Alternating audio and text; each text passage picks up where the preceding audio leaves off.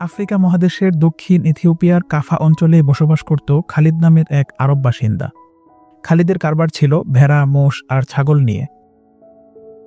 খালিদ একবার খেয়াল করল জামের মতো এক ধরনের ফল খাওয়ার পর প্রাণীগুলোকে অনেক সতেজ দেখাচ্ছে। খালিদ ওই ফলগুলোকে সেদ্ধ করে পৃথিবীর বুকে সর্বপ্রথম কফি তৈরি করল। এরপর পানীয়টি বেশ সমাদৃত হয়। ইথিওপিয়া থেকে ইয়ামানে রপ্তানি করা হয়।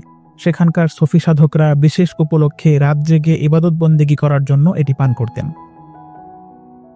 পঞ্চদশ শতাব্দীর শেষ দিকে কফি পৌঁছে যায় মক্কা ও তুরস্কে। সেখান থেকে ১৬৪৫ সালে এটি যায় ইতালির ভেনিস নগরীতে।